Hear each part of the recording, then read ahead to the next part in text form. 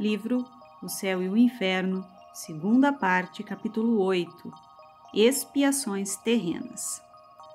Hannah Bitter.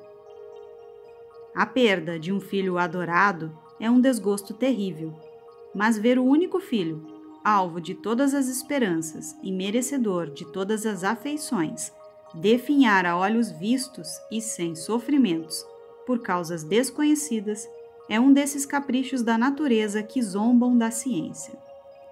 Depois de esgotar todos os recursos e ter a certeza que não existe uma esperança sequer, depois de suportar essa angústia, dia após dia, durante longos anos, sem poder prever o fim, é um suplício cruel que a riqueza agrava em vez de suavizar, pois sempre se imagina o ente querido podendo desfrutar dessas riquezas. Esta era a situação do pai de Hannah Bitter.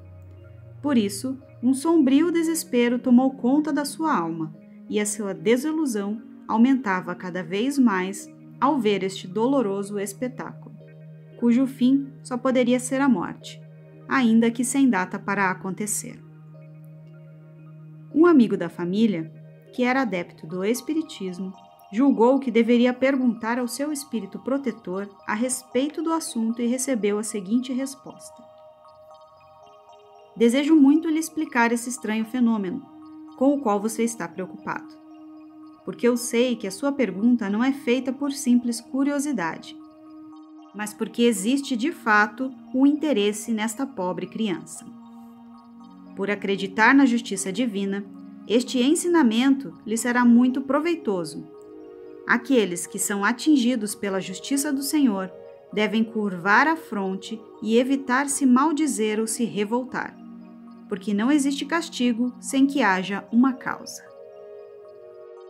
A pobre criança, cuja sentença de morte foi suspensa pelo Todo-Poderoso, em breve deverá regressar ao nosso meio, uma vez que Deus teve piedade dela. Quanto ao seu pai, esse infeliz entre os homens deve ser punido em sua única afeição no mundo, por ter zombado da confiança e dos sentimentos daqueles que o cercam. Por um momento, o seu arrependimento tocou o Altíssimo e a morte sustou o golpe sobre o ente que lhe é tão caro. Mas a revolta voltou, e o castigo é sempre consequência da revolta. Em tais condições, são felizes aqueles que são punidos enquanto ainda estão na terra.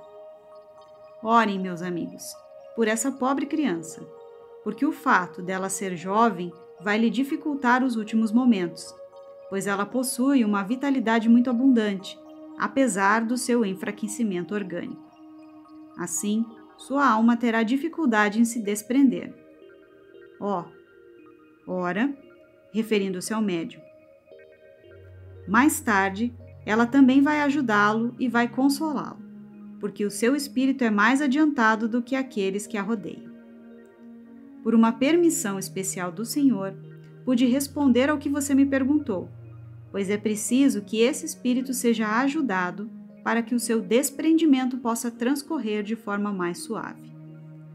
Depois de sofrer o vazio do isolamento, provocado pela perda da filha, o pai de Hannah Bitter também desencarnou. A seguir, apresentamos de cada um deles as primeiras comunicações, dadas logo após os respectivos desencarnes. A filha. Obrigada, meu amigo, referindo-se ao médium, por ter se interessado por esta pobre criança, bem como por ter seguido os conselhos do seu guia. Sim, graças às suas preces, pude deixar mais facilmente meu corpo físico, porque o meu pai, esse, infelizmente, não orava, apenas maldizia. Entretanto, não o quero mal por isso.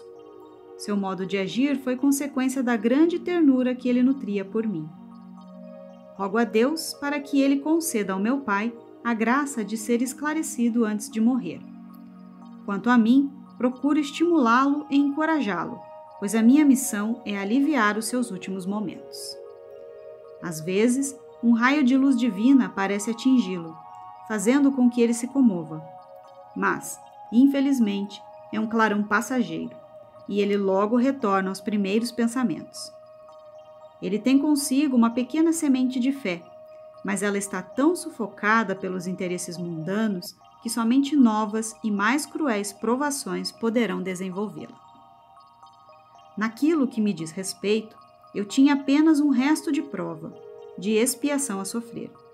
E por isso ela não foi nem muito dolorosa, nem muito difícil. A minha estranha enfermidade não acarretava sofrimentos. Eu era antes um instrumento de provação para o meu pai, e ele sofria mais por me ver naquele estado do que eu mesma. Além disso, eu era resignada, ele não. Hoje eu sou recompensada. Deus concedeu-me a graça de abreviar a minha permanência na terra, pelo que lhe sou muito grata. Estou feliz entre os bons espíritos que me cercam, e todos cumprimos com satisfação nossas obrigações, mesmo porque a inatividade seria um suplício bastante cruel. O pai, um mês depois do desencarne. O motivo da nossa evocação é para lhe perguntar sobre a sua situação no mundo dos espíritos e para lhe sermos úteis se isso estiver ao nosso alcance. O mundo dos espíritos? Não o vejo. O que eu vejo são homens que eu conheci, mas que comigo não se preocupam e nem lamentam a minha morte. Ao contrário, eles parecem estar contentes por se livrarem de mim. Você tem consciência da sua situação? Perfeitamente. Por algum tempo, julguei que ainda estava na Terra, mas hoje eu sei muito bem que não pertenço mais a ela.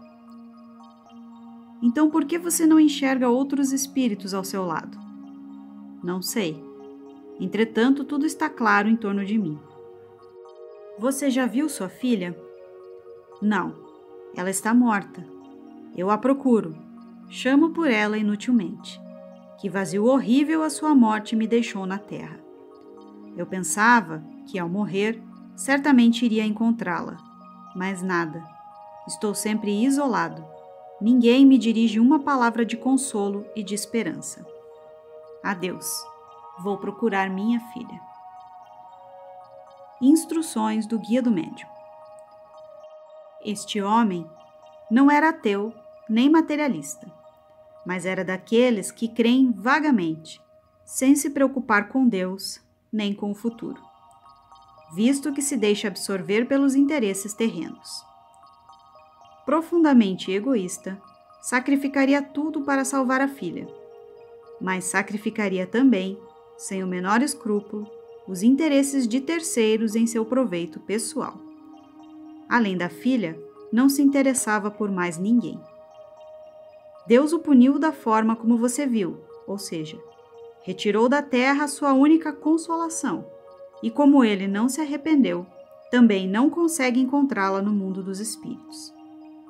Como não se interessava por ninguém na terra, também aqui ninguém se interessa por ele. Permanece só, abandonado, e nisso consiste sua punição. A sua filha, entretanto, está junto dele, embora ele não a veja.